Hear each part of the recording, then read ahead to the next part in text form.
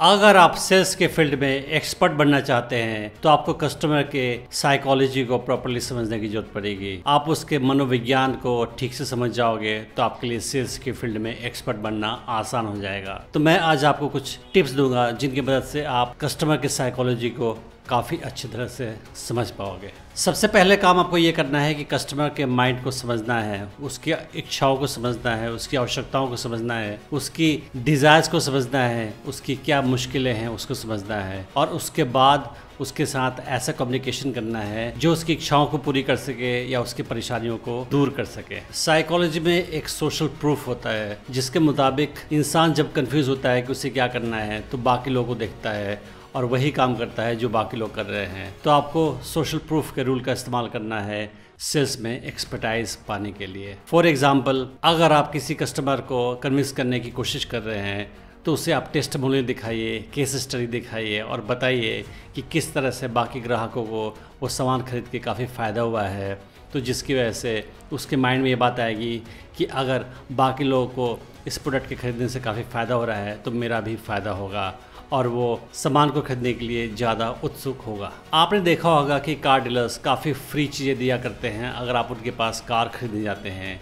तो उसका कारण ये है कि साइकोलॉजी के मुताबिक अगर आप किसी को कुछ फ्री में दोगे या उन पे कोई एहसान करोगे तब बदले में वो इंसान भी आप पे एहसान करना चाहेगा या आपका एहसान उतारना चाहेगा। तो अगर आप कुछ बड़ा सामान बेचने की कोशिश कर रहे हो तो साथ में आप छोटा सा सामान या कुछ भी छोटा सा कॉम्प्लीमेंट्री आप दें तो उससे क्या होगा कि कस्टमर आपके महंगे सामान को खरीदने के लिए ज़्यादा तत्पर होगा। इंसान जब कन्फ्यूज़ होता है तो किसी भी एक्सपर्ट की बात सुनना चाहता है क्योंकि एक्सपर्ट वो होता है जिसको ज़्यादा जानकारी होती है बाकी लोगों से। तो अगर आप सेल्स में अच्छा बनना चाहते हैं तो कस्टमर को अपने क्रेडेंशियल्स, अपने जानकारी, एक्सपर्टाइज के बारे में बताएं। उसे बताएं कि आपको इस फील्ड में इतना साल का एक्सपीरियंस है, आपने यहाँ काम किया है और आपने इस फील्ड में बहुत सारे कस्टमर्स की बहुत मदद की है। तो ये जानने के बाद वो कस्टमर आपके प्रति ज़्यादा पॉजिटिव हो जाएगा और ये चांस ज़्यादा होगा कि वो आपके सामान को ख़रीद ले। आपने कभी सोचा है कि डायमंड की डिमांड दुनिया में इतनी ज़्यादा क्यों है?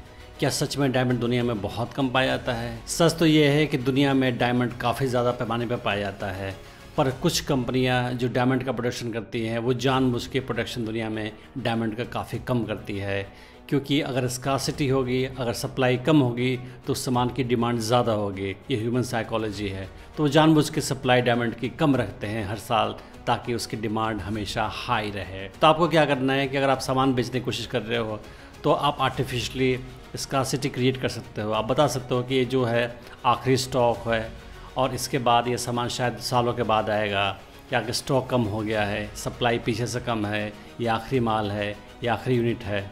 ऐसा करके आप सामान को बेचने की कोशिश कर सकते हो। ये ट्रिक अक्सर काम कर जाता है। फोमो यानी फियर ऑफ मिसिंग आउट एक ऐसी चीज़ है जिसकी वजह से बहुत सारे लोग ऐसी चीज़ें खरीदते हैं जो उनको खरीदने की कोई ज़रूरत नहीं है। तो आप फोमो फैक्टर का भी इस्तेमाल कर सकते हो और आर्टिफिशली कस्टमर को ये बता सकते हो कि ये आखिरी यूनिट है मे बी, या उसके बाद शायद सप्लाई कम हो या नहीं हो। तो इसकी वजह से कस्टमर उस सामान को खरीदने को ज़्यादा उत्सुक होगा। सेल्स में एक टेक्निक होती है एंकरिंग एंड फ्रेमिंग। इसका इस्तेमाल करके आप सेल्स में एक्सपर्ट बन सकते हो। तो इसमें क्या होता है कि आप कैसे कम्युनिकेट करते हो कस्टमर से, ये बहुत ज़्यादा इम्पोर्टेंट होता है।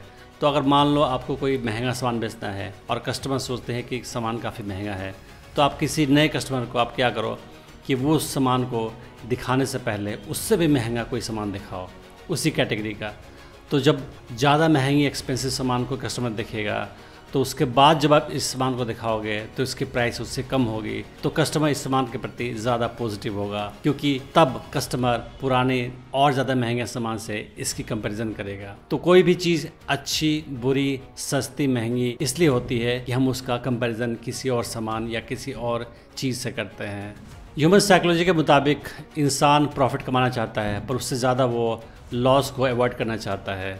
तो अगर आप कस्टमर को ये बताओगे कि ये सामान बहुत इंपॉर्टेंट है, उसके सारे प्रॉब्लम को सॉल्व कर सकती है, और अगर उसके बाद वो सामान नहीं खरीदता है तो उसे लगता है कि शायद उसने कोई लॉस कर दिया है, शायद उसका कोई नुकसान हुआ है, तो इस नुकसान वाली फीलिंग को रोकने के लिए वो सामान को खरीदना चाहेगा।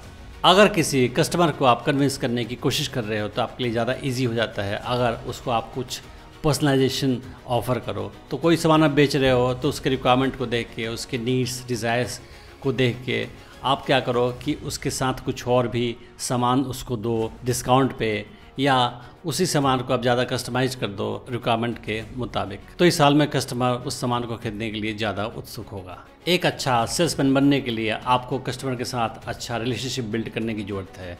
तो उसके साथ आप अच्छा रिश्ता बना के रखें और सेल्स होने के बाद भी आप उसके साथ कम्युनिकेशन जारी रखें और उसका फीडबैक लेते रहें। इससे क्या होगा कि लॉन्ग टर्म में उस कस्टमर की लॉयल्टी आपके प्रति हो जाएगी और आप इस फील्ड में और अच्छा सक्सेस पाओगे। मैं उम्मीद करता हूँ कि आपने इस वीडियो से बहुत कुछ सीखा होगा। Thanks for watching the video.